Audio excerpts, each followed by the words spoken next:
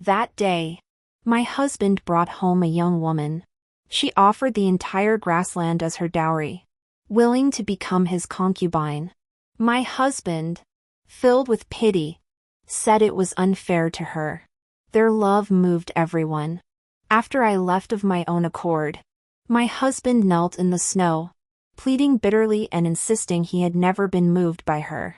My son, Linner, returned home in tears.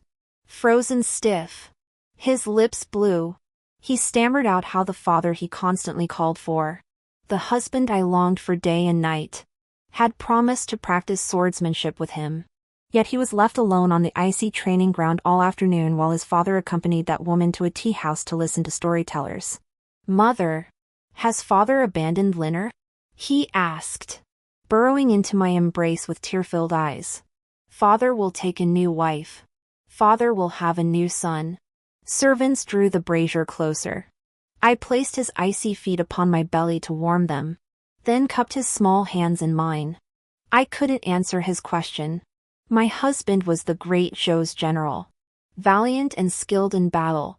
He possessed a noble and handsome bearing. The Turkic armies called him the jade-faced Lord of Death. He fought bravely, defeating the Turkic forces that had plagued the great Zhou for a decade, fulfilling the bold promises we made when we trained together as youths. I waited for his triumphant return, for him to take my hand and share this era of peace. Yet, unexpectedly, he brought back another girl. This girl held a special status. She was a Mongolian princess. The final battle was won only through the combined encirclement of the Great Zhou and Mongolian armies.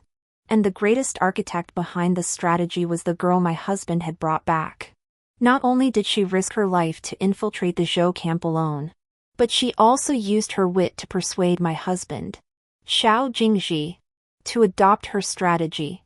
During the decisive battle, she fought alongside Xiao Jingji, cutting through half the Turkic army to slay their king on the battlefield. Of course, I wasn't present to witness these breathtaking events myself, but everyone in the capital knows about them. It would be hard not to. The noble ladies of the capital, naturally, are far more inclined to listen to tales of heroic men and beautiful women whose love moves heaven and earth. It's said that the son of some laundry woman, a lowly soldier who witnessed the battle firsthand, claimed to have seen General Xiao, after personally beheading the Turkic king, excitedly embrace the radiant Princess Chaoshu standing beside him. Hearing such first-hand accounts from the servants, the lady recounting the story couldn't contain her excitement. "Oh my! If I were General Xiao, with such a fair maiden by my side, not only beautiful but also resourceful and valiant in battle, I too would be unable to resist kissing her at once."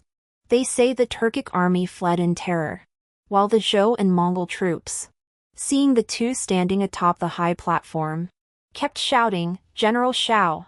Princess Chaozhu!" Their cries shook the heavens. Just imagining it stirs the blood. It was truly spectacular. Princess Chaozhu embodied the spirit of Hua Mulan joining the army, fulfilling the heroic dreams countless women confined to their chambers could only dream of. As General Zhao's original wife, I couldn't even get a word in edgewise in their love story. While they fought on the battlefield, saving the common people from the ravages of war, how could I possibly dwell on petty romantic jealousies? Another woman sighed. "Ah, what a pity General Xiao is already married. Otherwise, they truly could have written a legendary love story." That night, Linner's fever spiked again. He'd spent the afternoon at the martial arts grounds, stubbornly waiting for his father's return. When Xiao Jingji brought him there, he dismissed all the servants. Everyone assumed Linner was simply accompanying Xiao Jingji. No one imagined his persistence would last an entire afternoon. Linner was only 5 years old. The fever made him terribly uncomfortable, and he whimpered and cried incessantly. When the servants tried to carry him, he cried even harder, worried he'd strain his voice. I had no choice but to hold him myself. A 5-year-old was surprisingly heavy, especially with my injured shoulder. Thankfully, the carriage to the clinic was already prepared. As the gate swung open, I collided head-on with Xiao Jingji, who had just returned. Princess Chao Zhu, dressed in Mongolian attire, was slumped drunkenly against his shoulder, still babbling, "Drink up. Just a little more. Xiao brother. How come the men of your great Zhou can't hold a candle to the women of our grasslands?" Xiao brother. I used to call him that too. Xiao Jingji's hand was carefully supporting her, his face still radiating affection he hadn't yet withdrawn. For a moment, it felt like my heart was being pricked by a dense forest of needles. Wan Yao. What's wrong? Is Liner sick? He looked at me, his expression filled with surprise and concern. I glanced at the court beads around his neck. He awkwardly straightened her up. The court beads seemed completely drunk. Leaning back against him again, Xiao Jingji explained. She's drunk. I carried the child and headed for the door. Xiao Jingji hurried after me, saying, I'll accompany you both. Liner turned his head to look at him. His crying, which had already weakened, grew louder again. The servants helped Chao Zhu back inside. In the carriage, Xiao Jingji asked, Why didn't you call the physician to the house? I fanned Liner to cool him down while gently patting his back to soothe him. Why? Calling the physician would waste so much time traveling back and forth. When Liner was 2 and he went off to war, Liner got sick then. He was more anxious than I was, grabbing the child and rushing out the door. Have you forgotten all that now? Liner had been sick for days. At mealtime, my mother-in-law reproached me, You're hopeless. You can't even look after one child properly at home. Now my grandson is sick because of you. Really? You can't do anything right. Naturally, she couldn't compare to the princess-in-law my mother-in-law was about to have. Ever since Xiao Jingji returned victorious, when she presented her court beads before the emperor, she addressed the lofty sovereign with startling candor, Your Majesty, Emperor of the Great Zhou. I know every woman in the world dreams of becoming your consort. But I already have someone I love. The alliance between the Great Zhou and Mongolia need not be secured by making me your consort. I could also be the wife of one of your subjects. Though she didn't explicitly name whom she wished to marry, it was clear to all. In the capital, tales of talented scholars and beautiful maidens, heroes and fair ladies, were the most beloved subjects of gossip, especially when they involved the renowned General Xiao. That day, when I went to the study, I overheard Xiao Jingji and Chao Zhu arguing fiercely. Xiao Jingji's voice was filled with rage. Why did you say those things? I already have a wife. I cannot marry you. Didn't we agree to be soulmates? Friends? Brothers? When Xiao Jingji and I were married, he knelt before my grandfather and swore, one life, one love, one partner. I will never take a concubine. From inside came Chao Zhu's agitated voice, I don't want to be your brother. I love you. I'll tell you.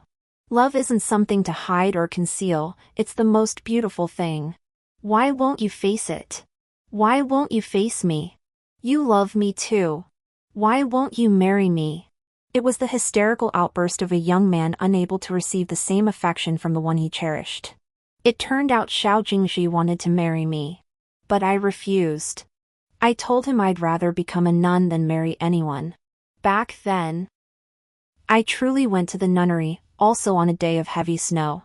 He stood outside my window all night, his eyes red, asking me, You say you don't love me. Then why won't you look at me? Why did you cry for me all night? If you love me, why won't you trust me? Why won't you marry me? That was 6 years ago. Looking back now, it feels like a lifetime ago. The words he once spoke are now being asked of him by another woman. I don't love you. I have a wife.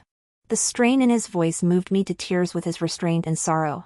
What a deeply devoted man. His heart was clearly stirred. Yet he had to deny it over and over, all because of his lawful wife. If others heard this, They'd surely think that original wife was a mistake, a stumbling block on the path to their great love. You don't love me?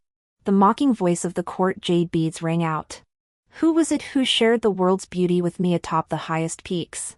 Who galloped across the grasslands singing with me? Who made solemn vows with me, promising never to betray this life? She was referring to our night of passion. Enough! Back then I thought.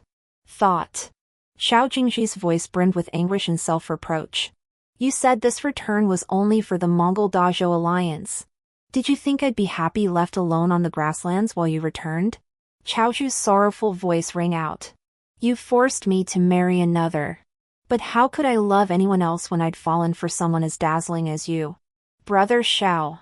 You're too cruel.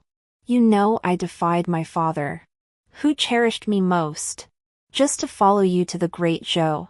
Brother Xiao. I ask for little, only to stay by your side, to see you once each day. If you fear Sister Wanyao's objections, I'll speak to her. I'll beg her. I'll kowtow to her, pleading for her blessing. Is that acceptable? Xiao Jingji remained silent as their silhouettes overlapped upon the windowpane. Grassland women truly burn with passion. I don't know how long I stood there, nor how I made my way back. Inside, the two of them spoke no more of their secret affair. That night, Xiao Jingji looked at me with shame. He said, Wan Yao, I'm sorry. He apologized all night long. I cried all night long. After that day, I never spoke to him again. It wasn't as if I hadn't braced myself. Who could ever escape such things? A husband taking a concubine or remarrying, the scheming within the deep courtyards, and the sleepless nights, the low sobs of women echoing through the gauze windows. When I was 4 or 5, father took a concubine.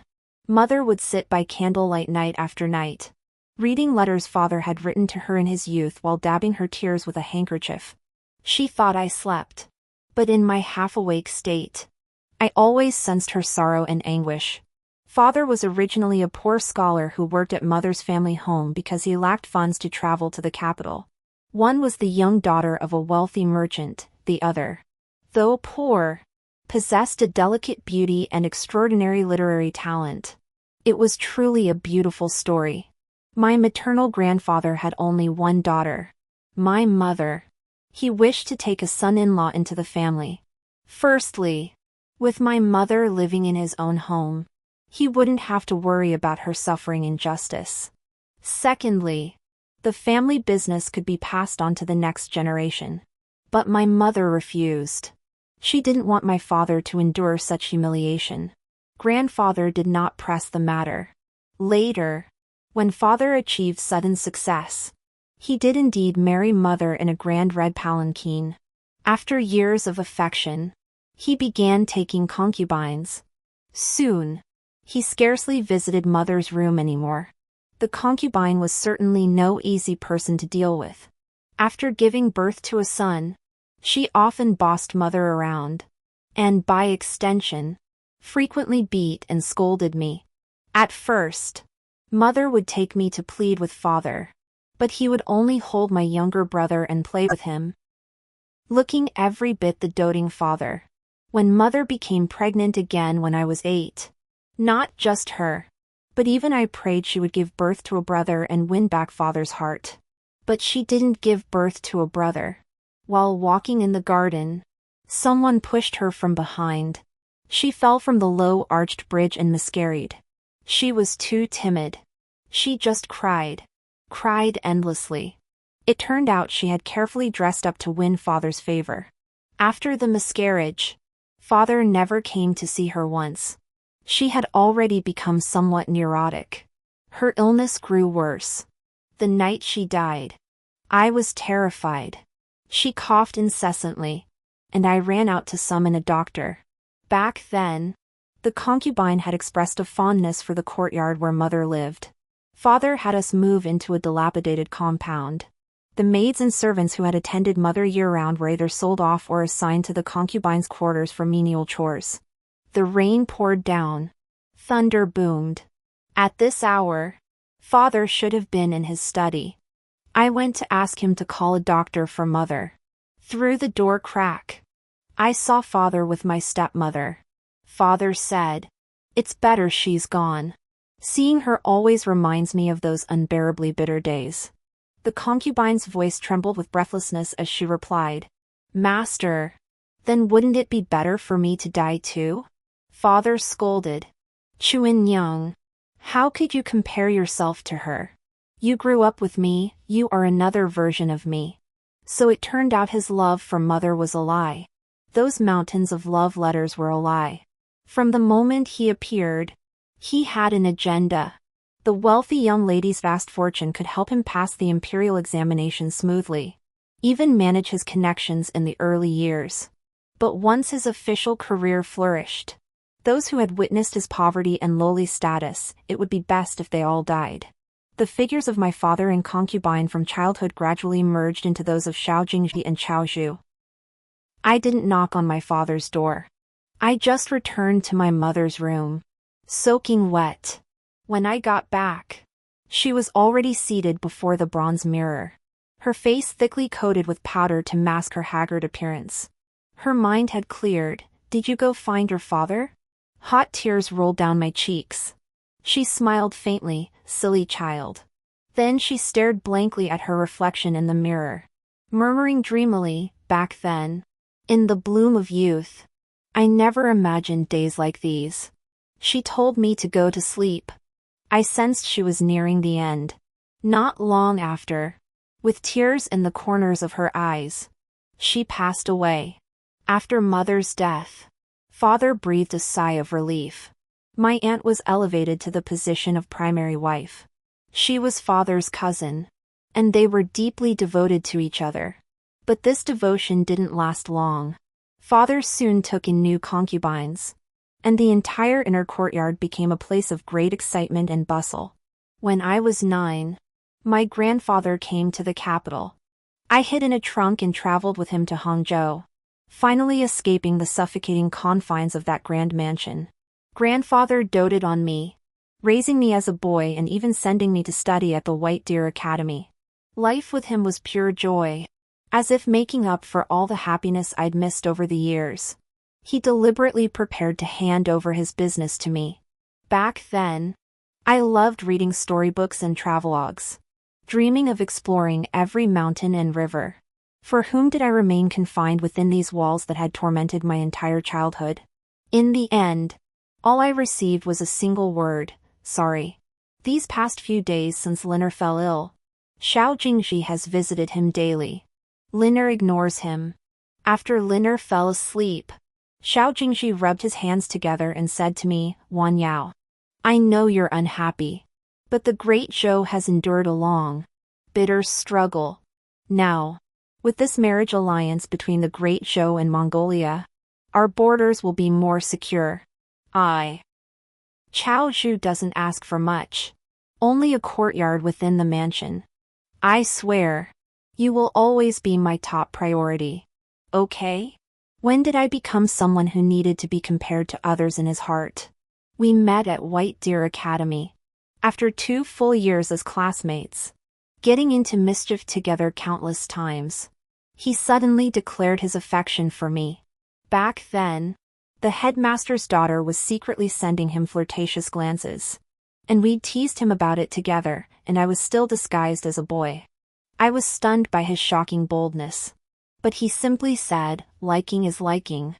I don't care about anything else." I asked him then, "What about the headmaster's daughter?" He looked at me strangely. "What does that have to do with us?" "Well, compared to her, she'd be a better match for you."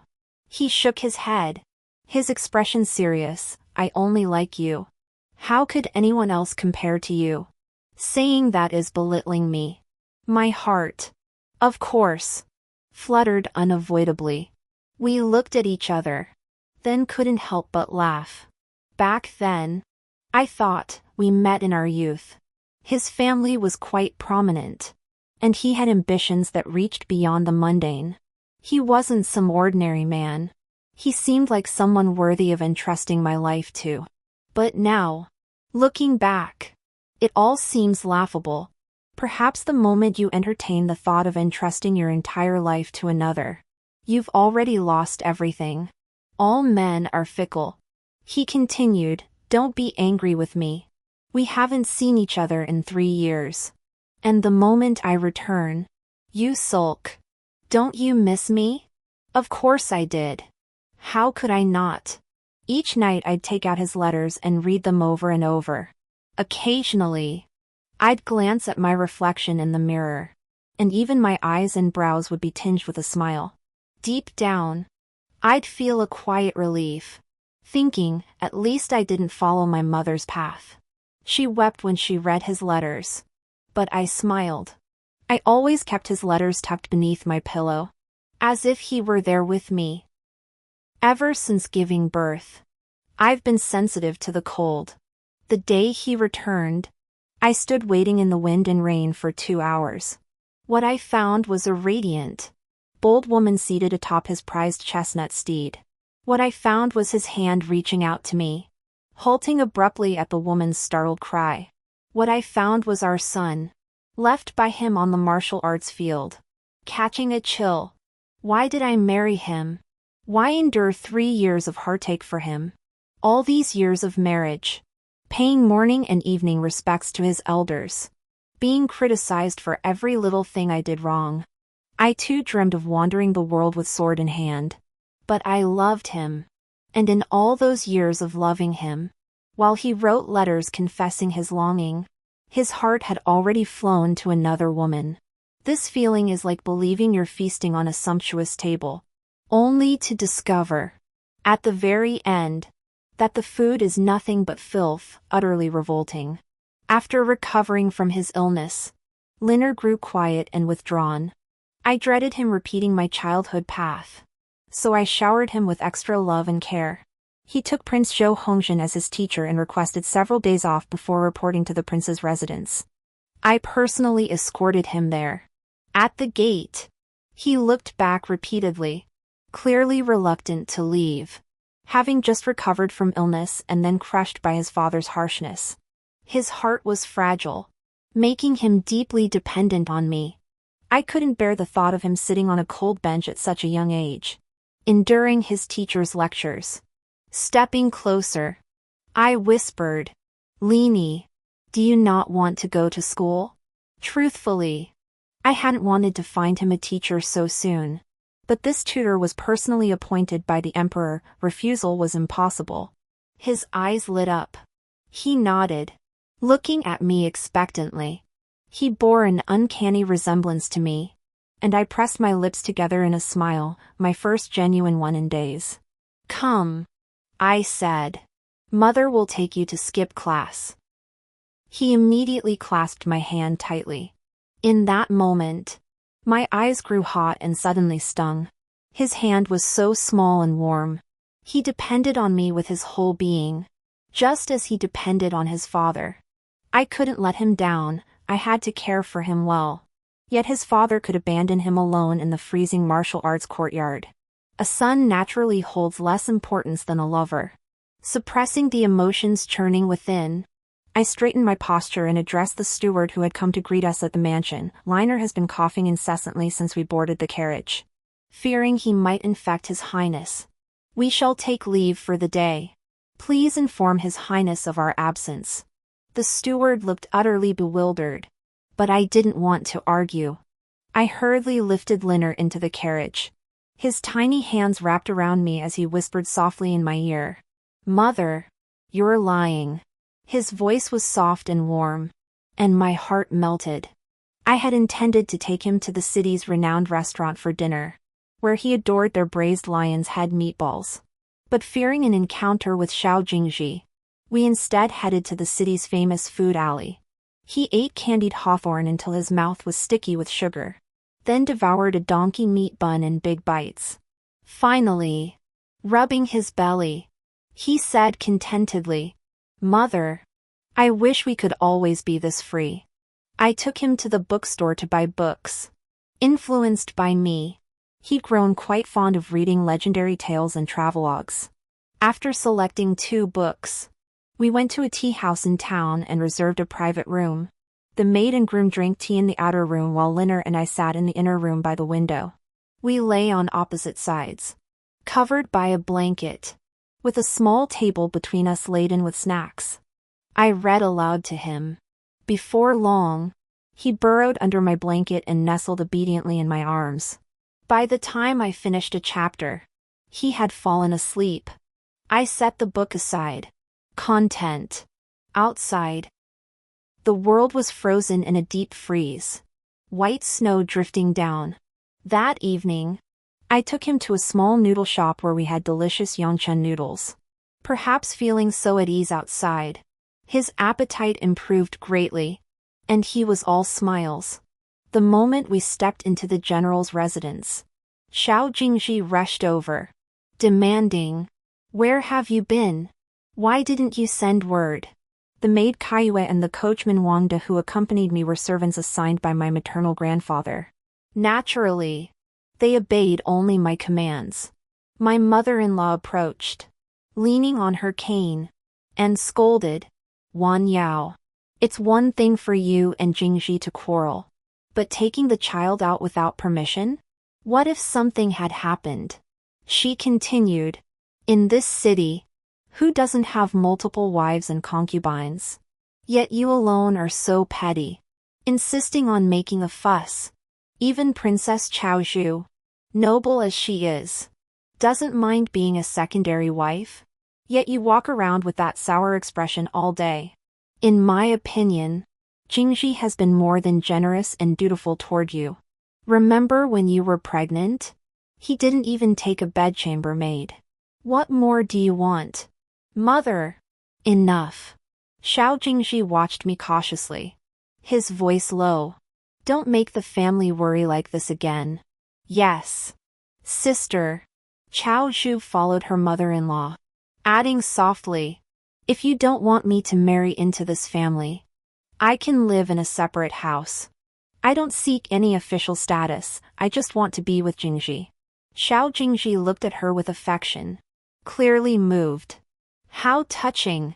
The next day, I boarded the carriage with Linner, and Xiao Jingji followed. I frowned at him. He explained, "Since my return, I've been constantly occupied and haven't properly spent time with you and Linner. Today, I'll accompany you both all day." This was his gift. I should be grateful. Wang De, drive the carriage to the plum garden outside the estate. I hear the plum blossoms have bloomed. He smiled at me again. You often wrote in your letters about the plum blossoms blooming, asking me to accompany you to admire them. This time, I've finally come. I lifted the curtain and glanced at the snowstorm outside. Fortunately, the plum garden wasn't far from the city. The carriage ride would only take an hour.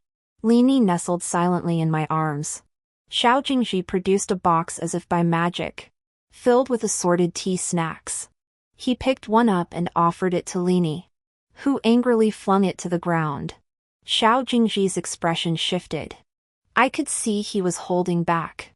Perhaps from his perspective, Linner and I were ungrateful. He had spent so many days humbling himself to appease us, we should have been overwhelmed with gratitude and joyfully united with him. After all, he was now a hero revered by all, even honored by the emperor himself. Who would dare cause him distress? Hoofbeats echoed behind the carriage, followed by Princess Chaozhu's voice, "Brother Xiao. Sister Wan Yao. Halt the carriage." I instructed Wang Daodao. Invite Princess Chaozhu inside. Xiao Jingji glanced at me with delight.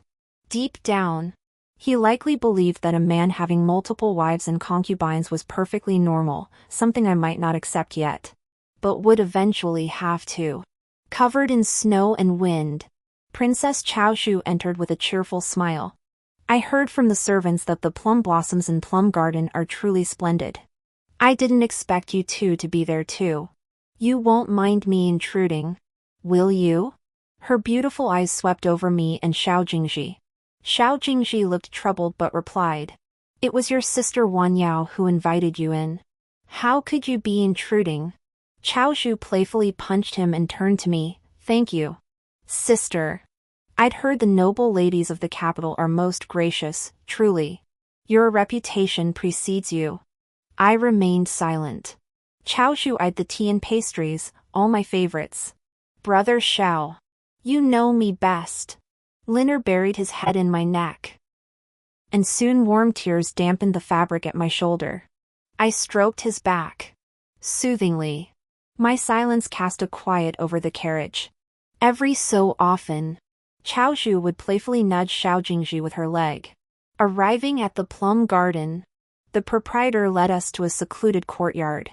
Inside, a brazier blazed warmly. Outside, white snow contrasted with crimson plum blossoms, a breathtaking sight. Xiao Jingji gazed at the scenery inside. Wan Yao. Do you remember when we were at Bailu Academy?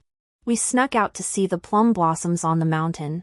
But the snowstorm was so fierce we couldn't see the path and got stranded there all night.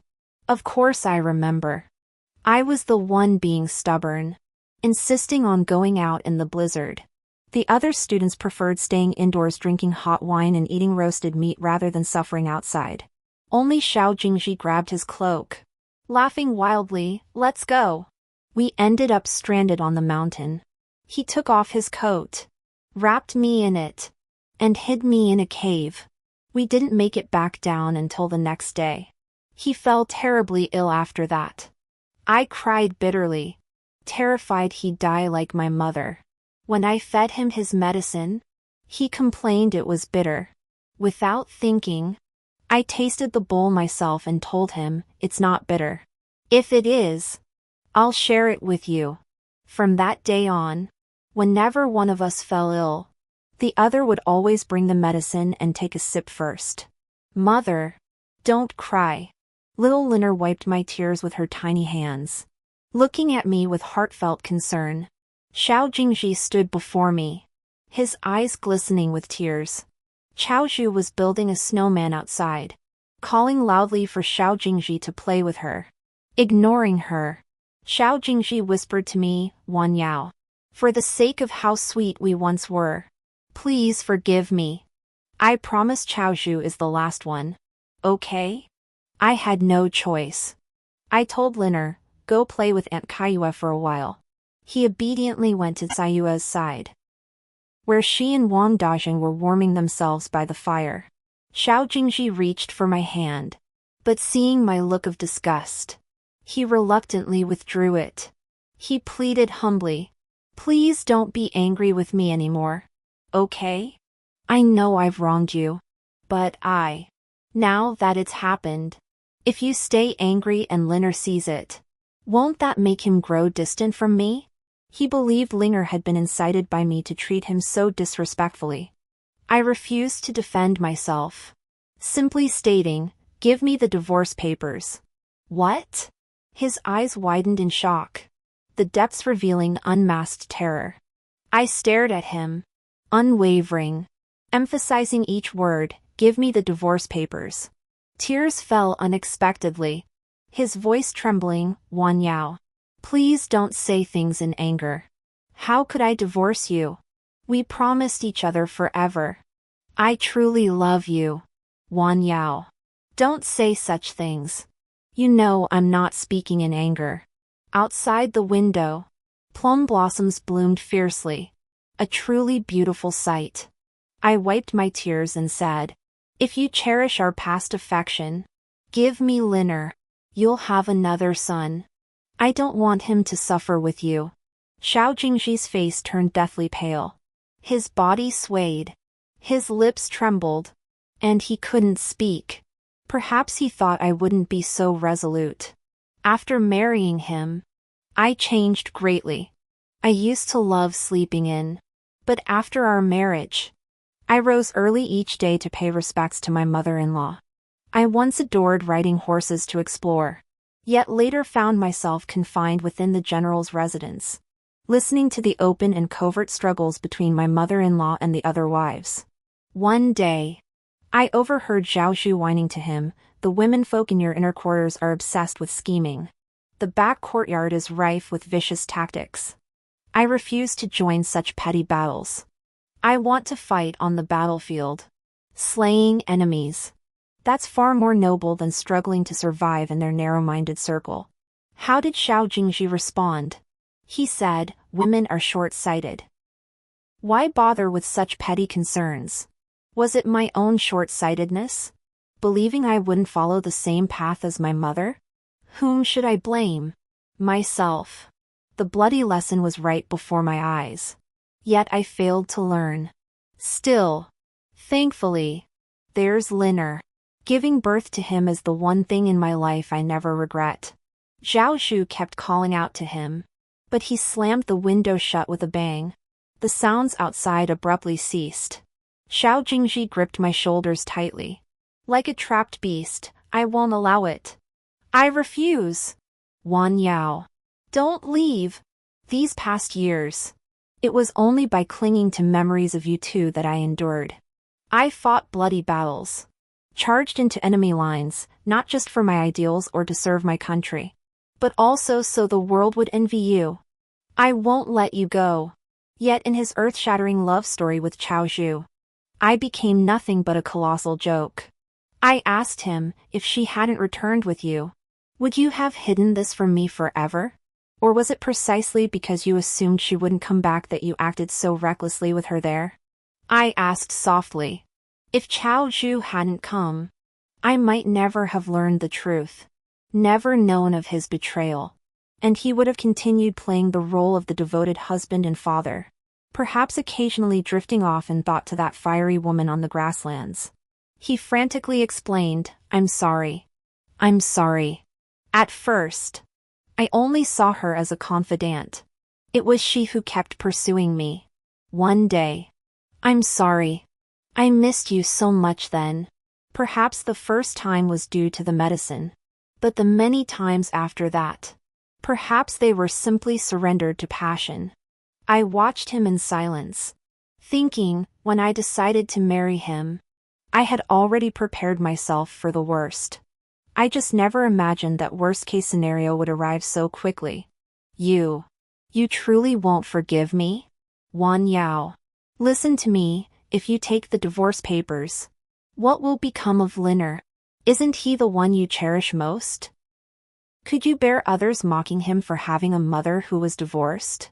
Of course not. Liner is my little cotton jacket. When my hands were cold in winter, he'd place them on his little belly and whisper softly, "Master said mother used to be very healthy. It's only after having children that she feels the winter cold. Let me warm you, mother, and you won't be cold anymore." But I'd rather he not grow up in a world where even a father's love must be fought for. In this world, many things can be contested: honor, wealth, business, military glory. Only love cannot be fought over. I refused to let him spend his childhood glaring at others with bitterness, forced to mature through endless disappointments. He deserves a joyful childhood. Therefore, I must take him away. I spoke calmly. Zhao Zhu cannot marry into this household as a concubine. The Mongols would never consent, and outsiders would surely find fault.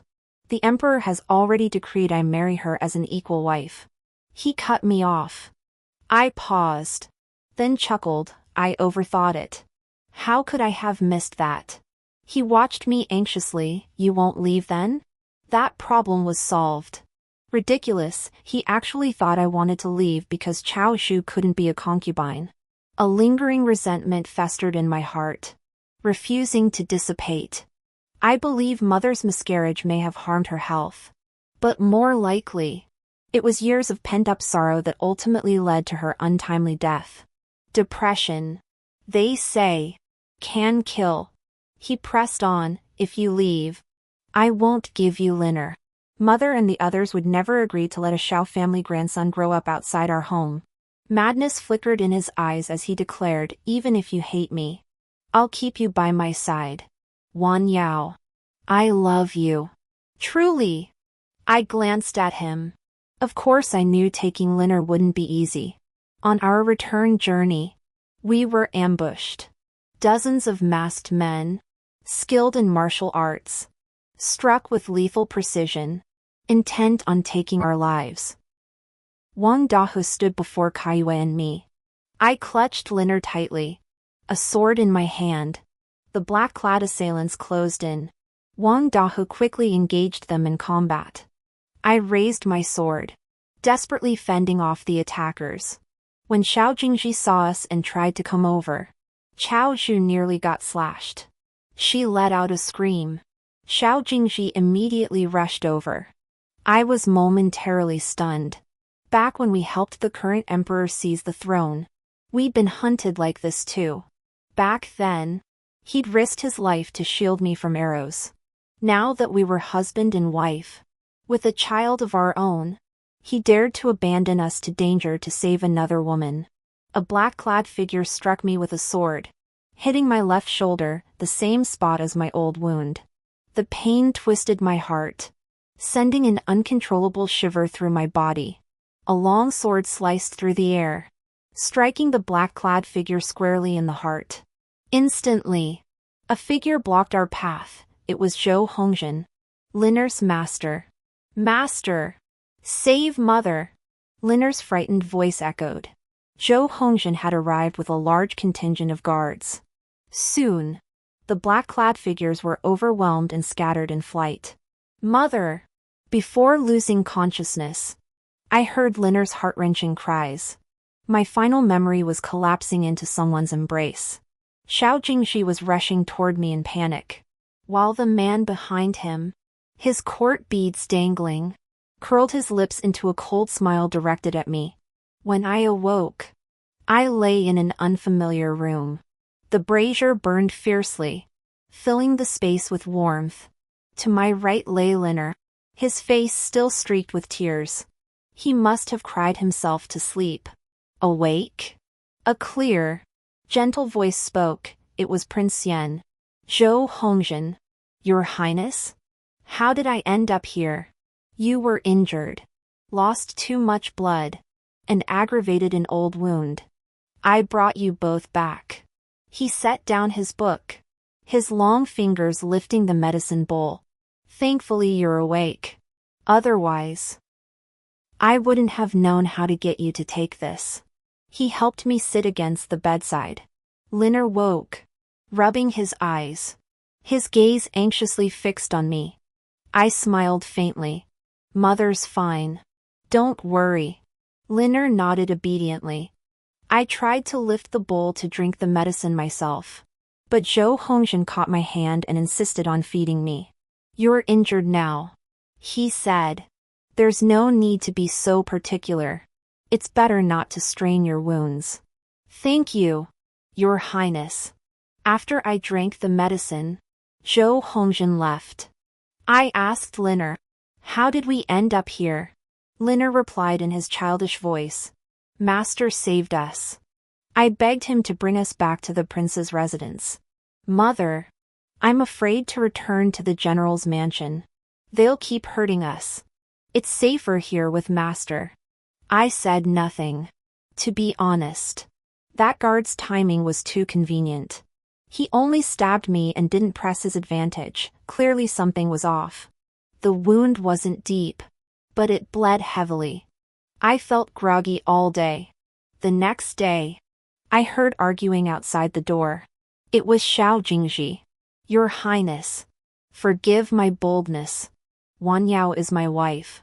What is your intention in detaining her in your residence? Though you are a prince, if you push your advantage too far, do not blame me for defying my superiors.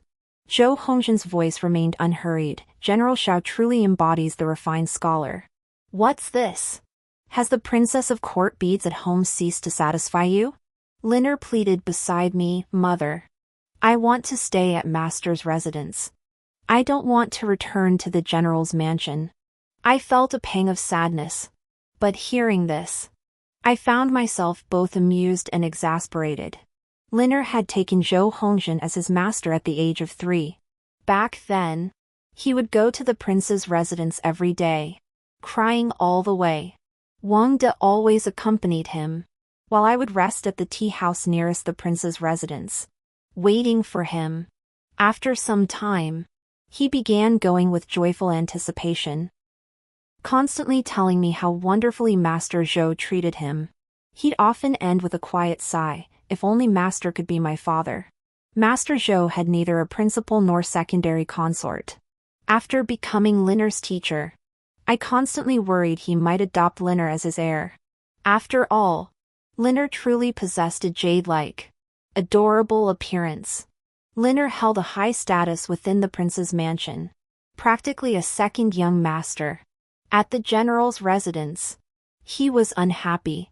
Every time he saw his grandmother and aunts, he was dragged into comparisons with his cousins and lectured endlessly about not playing too much.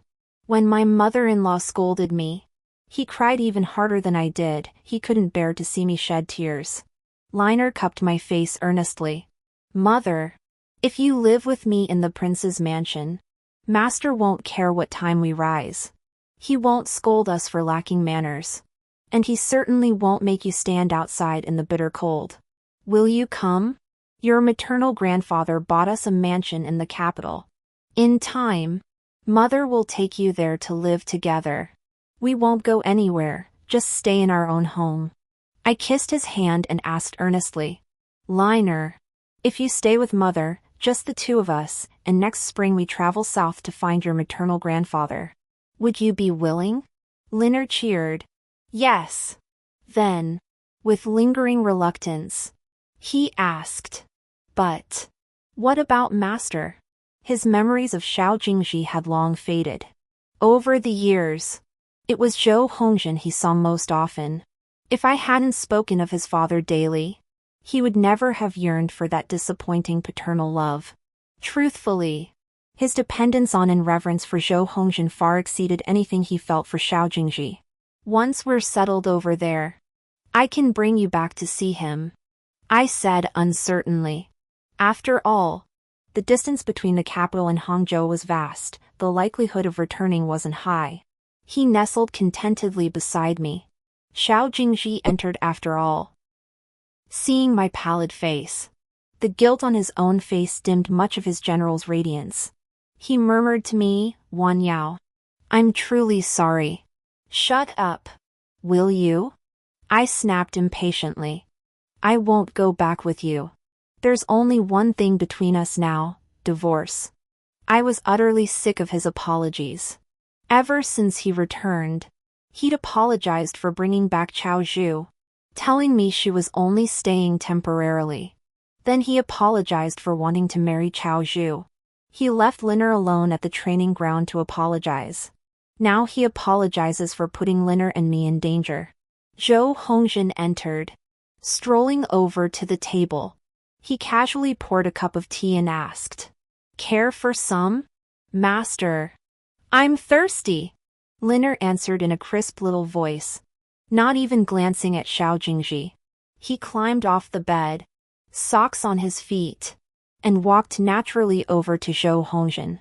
Carefully, he brought the tea over to feed me. After I finished, he climbed back onto Zhou Hongjin's lap. Zhou Hongjin poured him a cup of water, and Linner drank from his hand. I had no idea Linner and Zhou Hongjin were so familiar with each other. When Linner came to study at the prince's mansion, Wang De never left his side. Truthfully, though I'd met Zhou Hongjin many times before, I'd been uneasy about entrusting my son to another's care.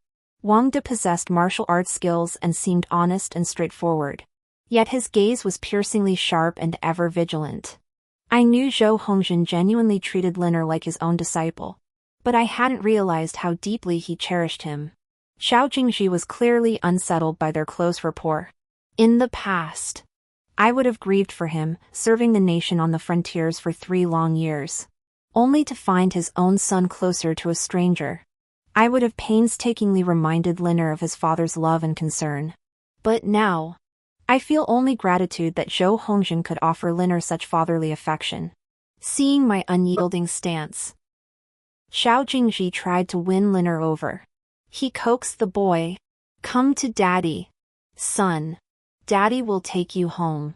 Linner wrapped his arms around Zhou Hongjin's neck and declared, "Master, I'm staying at the prince's mansion. I'm never going back to the general's residence." I don't want to see mother unhappy every day. And I can't stand looking at that wicked woman all the time. I furrowed my brow, puzzled why Linner would utter such words. While Chao Zhu was indeed unscrupulous, what could a 5-year-old child possibly understand? Xiao Jingji's face paled slightly as he stood there awkwardly. Zhou Hongjin addressed him, General Xiao. Considering your past service to the great Zhou, I shall overlook your trespassing into the prince's residence. However, the person you wish to take away refuses to return with you. In that case, I cannot stand idly by.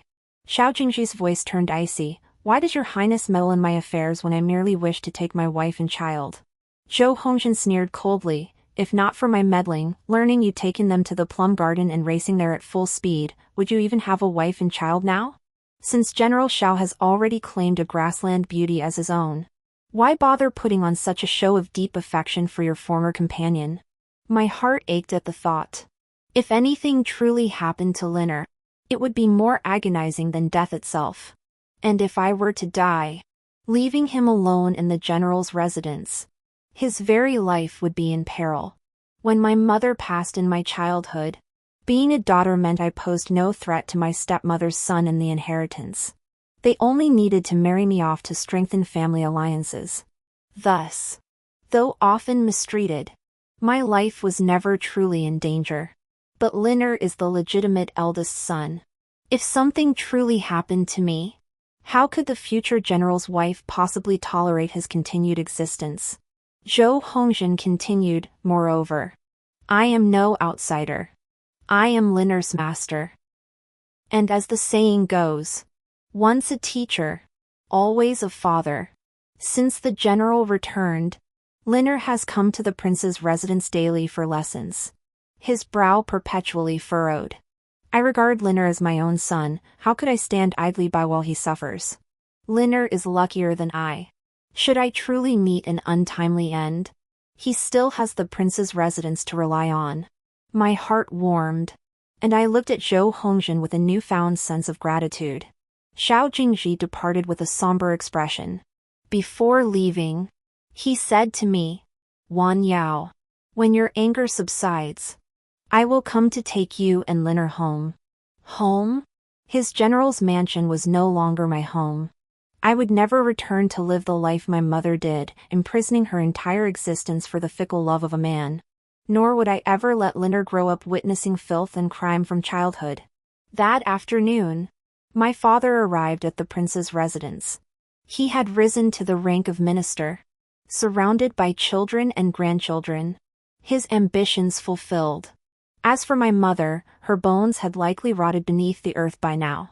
My father, suppressing his anger, demanded, You are married now, with no ties to the prince's household. Why do you live here? If others discover this, how will the general's mansion and the minister's residence retain their dignity? People will only say you were born without a mother's care. This was my father, forever blaming me for being unreasonable, for causing him trouble, for fearing damage to his reputation. When I fled to my maternal grandfather years ago and recounted how my mother suffered until her death, he said nothing at the time. Yet after I left, I saw him clutching my grandmother's memorial tablet, weeping bitterly. Later, my grandfather led dozens of enforcers in a grand procession to demand my father return every item of my mother's dowry. Though a court official commanded a handsome salary, living extravagantly remained a struggle. Yet my father, perhaps scarred by poverty, developed a fierce rebellious streak, lavishing the household in opulence. Naturally, he used my mother's dowry. My grandfather, a wealthy magnate, had only one daughter, my mother, and sent her ample gifts each year. Yet she never felt close to him. To salvage his reputation, father was forced to return every last item he'd squandered. As for the shortfall, who knows where he found the money to cover it? He felt nothing but hatred toward mother, toward me, toward my grandfather. Not a shred of love. I said calmly, If you are dissatisfied, minister, feel free to announce to the world that you disown me.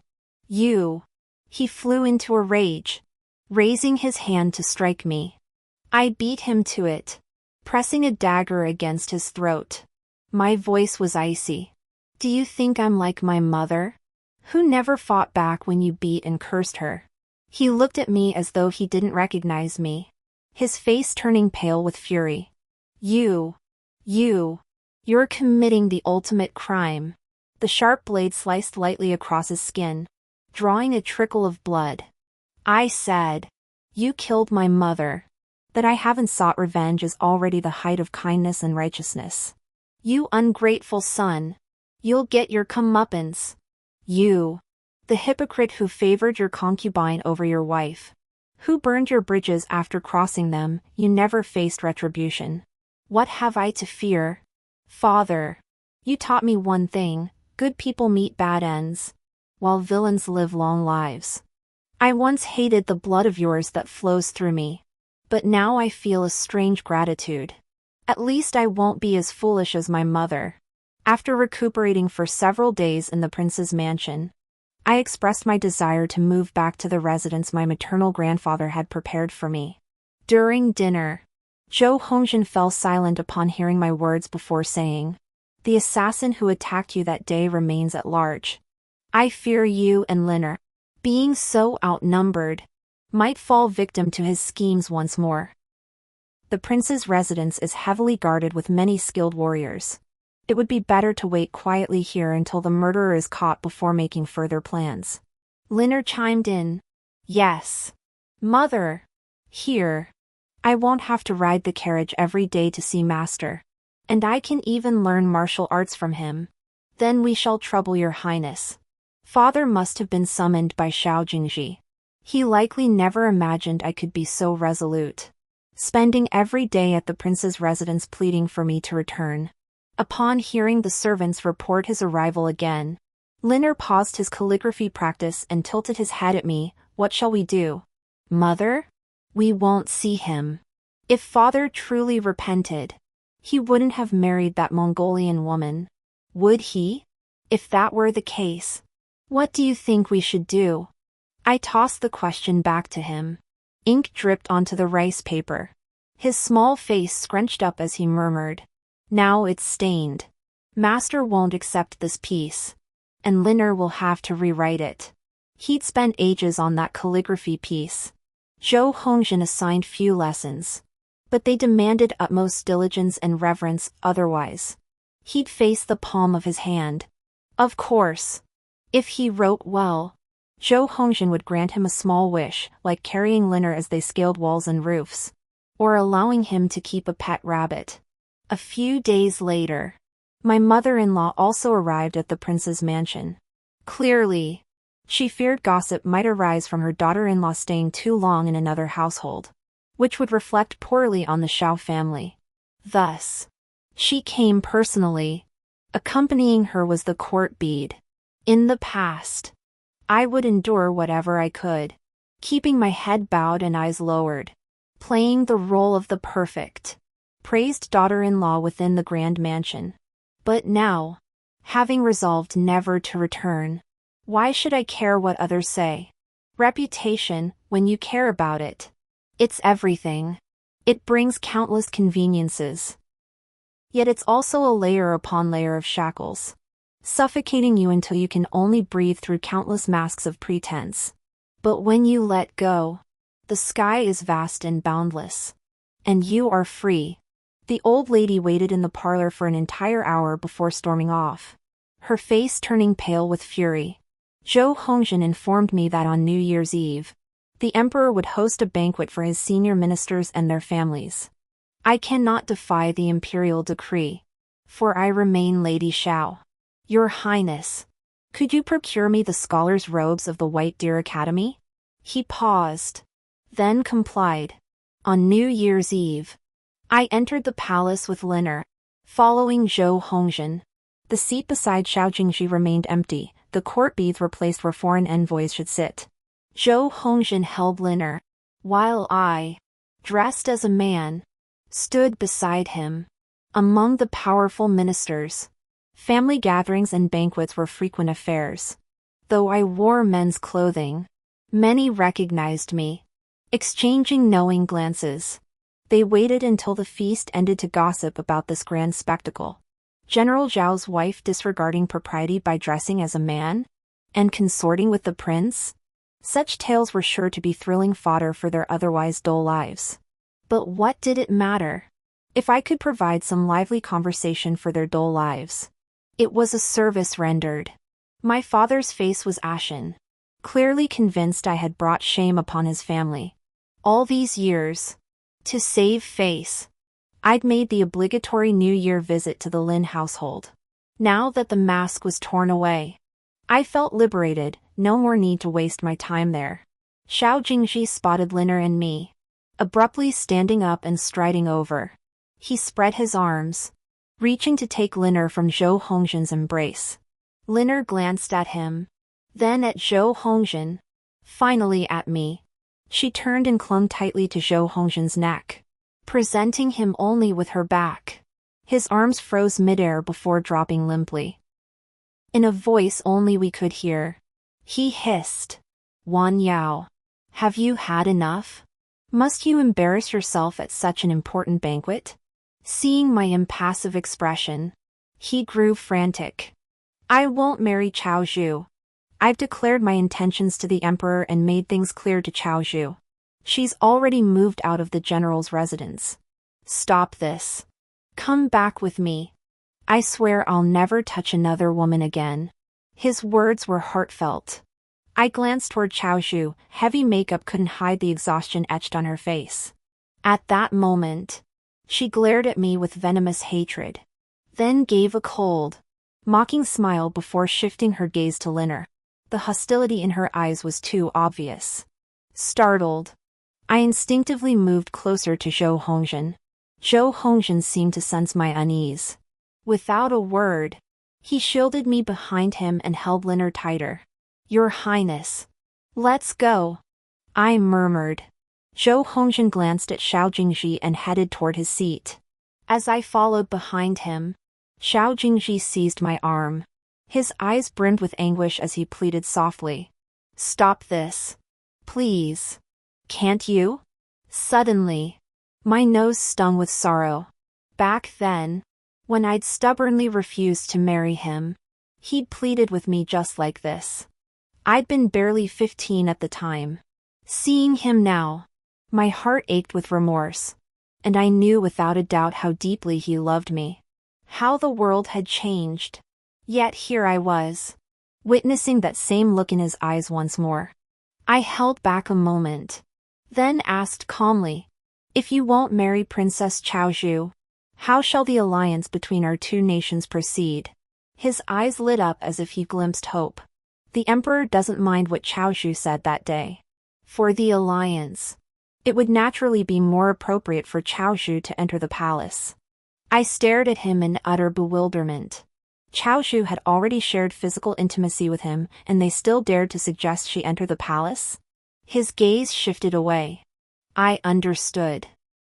It wasn't just that Princess Chao Zhu had shared a bed with another man, even if she'd been married and had children. The emperor wouldn't mind. And certainly, neither Chao Zhu nor Xiao Jingji would broadcast their intimate history for all to know. He paused before adding, "Even if the emperor refuses to marry her, there are many imperial princes. Any one of them could serve as a match." So he knew all along. Whether General Xiao arranged a marriage or not was utterly irrelevant. As for his grand declarations before the Empress Dowager, he could simply pretend nothing happened. He wouldn't have to sacrifice his body for the nation's sake after fighting on the battlefield. My heart nodded with frustration, and I shook my head at his absurdity. "And you?" I pressed, though I'd intended to let it go. "Weren't you madly in love with her just moments ago? How could your stance shift so abruptly?" He opened his mouth, struggling for words. If I said I was merely seeking thrills, would you believe me? Forgive me? I watched him as snow continued to drift through the sky, its white mist visible even in our breath. I replied, "If not for the general and the princess joining forces to fight the enemy, Countless soldiers would still be enduring hardships at the frontier. As a woman who has always lived in peace within the walls of a noble household, why would I hold such grievances against the general? He frowned at my choice of words and the cool tone, but then relaxed. Reaching for my hand, I pulled away. He stiffened for a moment before speaking softly, "Wan Yao. I've guarded the frontier for 3 years. Killing countless men, enemy or not. It's inevitably affected my nature. I admit she influenced me, but I never once considered severing ties with you. If I were mortally wounded, you would be the last person I'd want to see in this world. My final concern. I've heard it said that soldiers, steeped daily in blood and death while guarding the frontier, carry pressures and savagery within them like caged beasts.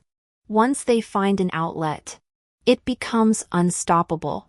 Forgive me, will you?" His voice carried infinite pleading and sorrow. Perhaps as a mother, I should forgive him. After all, life is long, who is without fault? But the girl who wept for him all night at Cold Mountain Temple will not forgive him. The little girl who watched by her mother's bedside as love consumed her entire life will not forgive him. Fine, I said. The gloom on Xiao Jingji's face vanished completely. The ruthlessness and overwhelming presence he'd cultivated over years at the frontier dissolved like a gentle breeze after rain, leaving him as soothing as a spring breeze. Linner stared at me wide-eyed. Zhou Hongzhen's body stiffened. He shifted, as if to turn, but seemed to force himself to stay put. His Majesty arrives. The eunuch's announcement rang out. Xiao Jingji addressed Zhou Hongzhen, "Your Highness. Hand Linner over to me." Linner burst into loud wails. I glanced at him and said, "Let him go with the prince." Xiao Jingji chuckled. Reaching for my hand, I withdrew and followed him back to our seats. After the assembly knelt in homage, they took their places. The emperor proceeded with his customary commendations of meritorious officials. The hall echoed with expressions of gratitude. The banquet filled with cheerful conversation. Finally, the young yet supremely authoritative emperor turned his gaze to me, smiling as he asked, "Wan Yao, have you taken a fancy to novelty today? Dressing in men's attire? It looks rather refreshing to this emperor." I rose, bowed, and replied with carefree laughter. Teasingly, "Your Majesty, can you guess where this outfit originates?" Emperor Zhou Hongyi seemed momentarily lost in thought. When Zhou Hongyi first came to the White Deer Academy, he was not yet crown prince, merely one of the least favored sons. The Turkic tribes were rampaging across the land. He advocated for war, only to be rebuked by his father, the emperor. Burdened by inner turmoil, he fled the capital and sought refuge at the academy. There, he met me and Xiao Jingji. The 3 of us became sworn brothers, kneeling before the Buddha, drinking blood-stained wine, and discussing our ideals until dawn. His dream was to drive out the Turks and bring peace to the people. Xiao Jingji's dream aligned perfectly with his, and the two admired each other deeply. Only I had no grand ambitions, content to live as a wealthy idler, wandering the vast lands. Zhou Hongyi laughed heartily then, saying, "For your ideals, third brother, I too must strive for peace throughout the realm." We knew nothing of each other's identities at the time. I didn't know Xiao Jingji was the son of the Minister of War, nor that Zhou Hongyi was a prince. They didn't know I was the daughter of the Minister of Rights. Later, Zhou Hongzhen, Zhou Hongyi's full brother, came to find him. They decided to abandon their efforts to persuade the old emperor to attack the Turks and instead vie for the throne. Back then, Zhou Hongzhen was more serious, cold, and calculating than he is now. His mind was meticulous, his strategies masterful. He was Zhou Hongyi's most trusted right-hand man. Fortunately, he had no interest in the throne, otherwise, Zhou Hongyi might not have been his match. Zhou Hongyi openly revealed his true identity and earnestly invited Xiao Jingji and me to serve him. If successful, Our status would be second only to the emperor himself. When he learned my maternal grandfather was Cui Jinian, Zhou Hongzhen's eyes lit up like a starving wolf. The man who usually kept himself so coldly composed actually showed a hint of excitement. We've been struggling with the money issue. Who knew such a huge money house was right under our noses? Because of that remark, I rolled my eyes at him every time I saw him. My grandfather had only me as his bloodline. Moreover, sending me to study at the White Deer Academy might well have been part of his plan to help me connect with influential figures. During the 2 years Zhou Hongyi and his brother plotted, my grandfather's treasury provided them with uninterrupted support. At that time, Shu was in revolt, and the old emperor was gravely ill. No one was willing to lead troops to deal with this hot potato, except Xiao Jingji. Xiao Jingji was a formidable warrior, thwarting multiple assassination attempts against Zhou Hongyi. Shortly after his departure, I remained at Zhou Hongyi's side, handling correspondence and gathering intelligence on influential ministers. Meanwhile, Zhou Hongzhen quietly cultivated support, placing his own men in key positions. When Zhou Hongyi was attacked, it coincided with Xiao Jingji's request for reinforcements. I knew that if Zhou Hongyi died, even if Zhou Hongzhen could take his place, Xiao Jingji's army would likely face dire consequences. My body acted faster than my mind, and I shielded Zhou Hongyi from a sword strike. While I recovered, Xiao Jingji decisively crushed the Shushan rebels, demonstrating extraordinary military prowess. He then raced back to the capital, aiding the Zhou brothers in a lightning-swift coup that overthrew and executed the other two power-hungry princes. To repay my life-saving debt, Zhou Hongyi once promised to do 3 things for me in the future. The first was to make me a consort. I begged him to revoke that decree. The second was to grant my wish to marry Xiao Jingji. When I shielded him from the sword, I wore the robes of Bailu Academy. That is why I wear them again today. At my waist hangs the jade pendant he gave me years ago to seal that promise. Third brother. Zhou Hongyi paused for a moment before bursting into laughter. He rose from his seat, approached me, took my hand as I bowed, and addressed the assembly. During my studies at White Deer Academy, Jingji, Wan Yao, and I swore brotherhood. Back then, Wan Yao disguised herself as a man, a true rebel. We shared hardships and faced life and death trials together. Looking back, those were days of unrestrained freedom.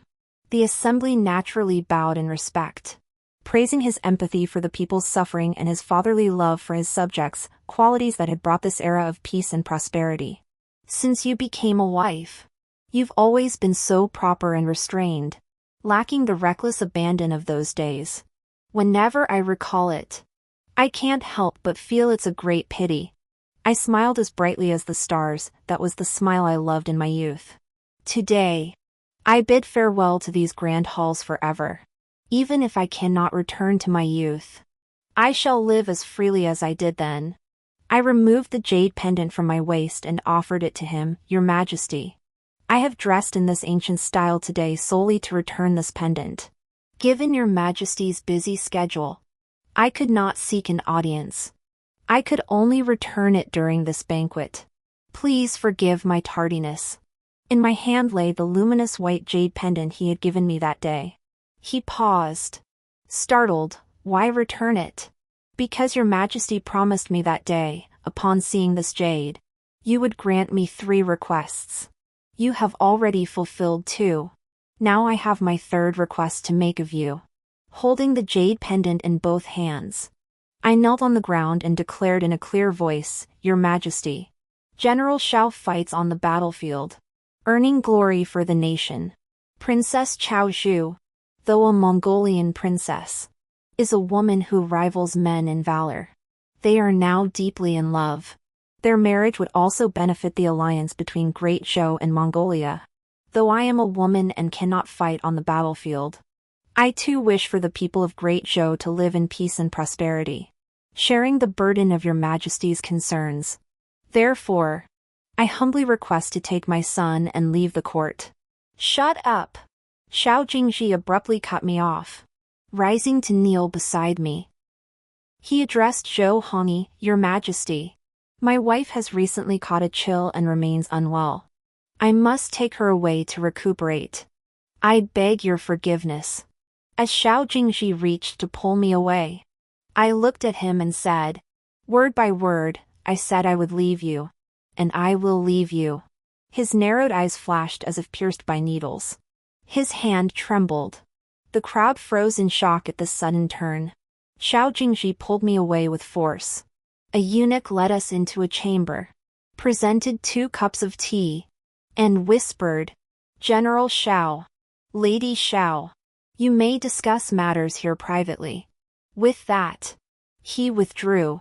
Wan Yao, why did you have to make such a scene in public? Why bring it before His Majesty? Didn't you say you forgave me? His eyes were bloodshot with anxiety, clearly showing he hadn't rested well lately. Please, stop this. I truly regret it. Come home with me. Will you? I pushed him away, my expression cold. What you choose to believe is your own concern. I understand the pressures you faced on the battlefield, pressures beyond ordinary comprehension, and I forgive you. Xiao Jingji, you needn't blame yourself. The people of Great Zhou will forever be grateful for what you've done for them. You are a good minister, a good general, but not a good husband to me, nor a good father to Liner. Since your heart has turned to Chao Zhu, there's no need for pretense or secrecy. I'm willing to set you free, but I cannot share my husband with another. Truthfully, I added, I'm also grateful you gave me this chance, the courage to step beyond the gates of your general's mansion. I'd had enough of your mansion long ago. Meaningless morning and evening rituals, constant comparisons and displays of wealth, inexplicable reprimands and humiliation. I thought I'd be trapped in this life forever. For you, for Liner, I endured it all. Only after leaving did I realize that continuing this existence would drive me mad sooner or later. From this perspective, I too have not been a good wife. I chuckled bitterly. Regardless of what you think, regardless of what the world thinks, I deeply regret marrying you. Back then, love clouded my judgment. I overestimated your promises and my own endurance.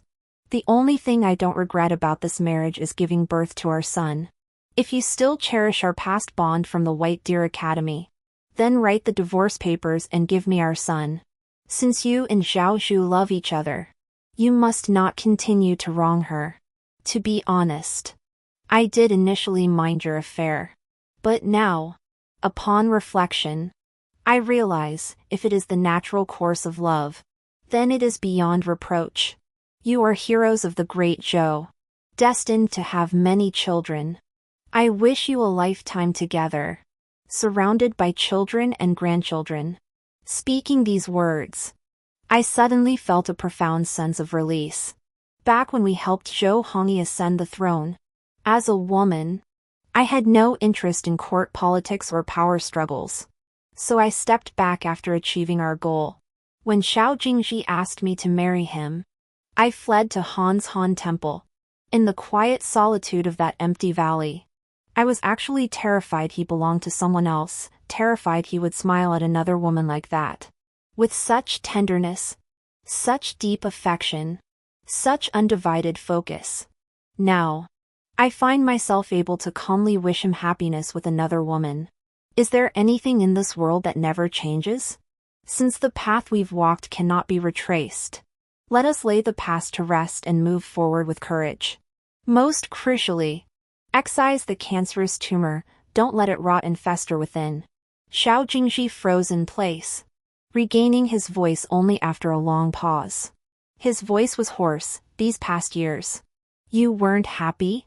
You never said. His expression was blank. Weren't we deeply in love and utterly joyful during those first 3 years? There was affection and happiness. Certainly. Back then, you only had eyes for me, and I'd just given your family a grandson. I opened up calmly. Though you know how I am. At that point, I changed the subject. No matter how much I despised his mother, there was no need to tell him that. So I said, I didn't like that life. I was just sick of it. Utterly fed up. Besides, you've found a new love and broken your promise first. I have no desire to drag this out. Let's part ways here. Wan Yao. Did you suffer any injustice at home while I was away? If you dislike living with so many people, shall we take Liner and move out? That way, no one will control you. You can do whatever you want. Just like before. Is that all right? Don't you understand? I looked at him, enunciating each word. I'm leaving you. Nothing you do can change my mind. He slumped down, pounding his head in frustration. Then he knelt before me, clutching my waist and begging, just give me one more chance. Just once. I'll never betray you again. Believe me. I believe you. But I don't need you anymore. I said coldly. How can you just turn on me like this? He still seemed unable to believe it. Just as I couldn't fathom his betrayal. Those nights he spent at the frontier. Those times he was with Chao Zhu, did his face also twist with desire?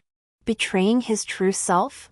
After returning, when he was by my side, did his mind wander to another woman? Have you thought of Liner? He clung to this lifeline like a dying man grasping his last hope. If we divorce, how will Liner face the world's judgmental stares? When he goes to school, the other children will mock him. You care about him most. Wan Yao. For Liner's sake, give me one more chance. I've learned my lesson this time. Please? He continued, do you remember when we were trapped on the mountain by heavy snow? You regretted it so much, saying you shouldn't have been so stubborn in such weather. Yes. I was only 14 then, usually fearless and reckless. But when danger struck, life-threatening danger, with the mountains shrouded in pitch-black darkness, I was terrified. And I dragged Xiao Jingji into it. I blamed myself for my rashness, silently crying beside him. He didn't scold me then. Instead, he held me close and comforted me gently. Sniffling, I innocently said, if only you were my father or brother. Xiao Jingji gave a wry smile and replied, little darling, I wouldn't want to be your father. Just call me brother.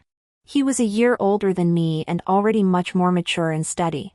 He comforted me then, saying, in this life, who doesn't make mistakes? Only saints never err. As long as we recognize our mistakes and correct them, that's what matters. Besides, wanting to see the plum blossoms on a snowy day is perfectly natural. If we'd stayed at the academy, today would have been just another ordinary day. But because you came here, today became vividly memorable, a day you'll remember for the rest of your life. I stared at him blankly. The moon had crept onto the treetops unnoticed, its light spilling over the snow and casting a hazy glow over the world. His handsome face, illuminated by the moonlight, mesmerized me. I said, Brother Xiao, if you ever make a mistake in the future, I won't blame you either. Instead, I'll comfort you gently and stay by your side. But he had once promised never to betray me. He was the one who broke his word first. Wan Yao. Which couple in this world hasn't stumbled and stumbled since their youth? Learning to tolerate each other to walk through life together? Remember when we walked mountain paths and saw elderly couples supporting each other? You envied them. If you leave me now, how can we grow old together? Even if you meet someone new, how can you be sure he won't betray you? Why must you endure that pain again? I'm no saint. I too can lose my head. Let my guard down. Remember when we aided His Majesty's ascension? We always supported each other. You warned me about threats. I advised you on dangers. Have you forgotten? Why couldn't you show more patience, more endurance in our betrothal? But, I said doubtfully, back then I was young. I only saw that moment of the white-haired couple supporting each other. I didn't know how much that old woman had endured. How many tears she'd shed. How many of her own children had been killed. If I'd known, how could I have envied such a life together? I don't need you by my side anymore, nor will I stay by yours. So even if I walk alone, even if I stumble and fall, even if I bleed from head to toe, it won't matter. I refuse to spend my entire life suffocating in stifling restraint just to present a fleeting image of happiness to the world. How liberating it is to shed the burdens of propriety and virtue. No. He wiped away a tear, looking intently into my eyes. I won't make you suffer. I won't take a concubine. There won't be other women. If you don't want to live with others, we'll live alone. Wherever you want to go, I'll go with you. I shook my head. Wrong. I can't give you a second chance. My mother wasn't ruthless enough with herself. With my father. With the concubine, that's why her life was so bitter. If she'd forced the concubine to drink poison or a Baroness potion the moment she discovered her, the concubine wouldn't have borne a son to flaunt her power. If she'd known father's love was a lie, she should have either left or killed him. Then she wouldn't have ended up abandoned. If she'd been ruthless, she had countless chances to make those who trampled her suffer a miserable death. But she didn't. So she died in bitterness. If I hadn't been so lucky, I'd likely have met the same tragic end. Seeing his stunned expression, I said earnestly, I've never told you about my father. Every year when I visit his house, I only stay briefly before leaving. Truthfully, I'd love to kill them all. I will never follow my mother's path. Nor will I ever put Linner in danger. Do you know that a severe cold in a child can lead to pneumonia and death? Do you know that if the prince hadn't arrived that day, even if I had died, I might not have been able to protect Linner's safety? If you make me go back, there might come a night when I lie beside you, and seeing you, I won't be able to resist killing you. When I first saw you and Chaozhou together, I truly wanted to kill both of you.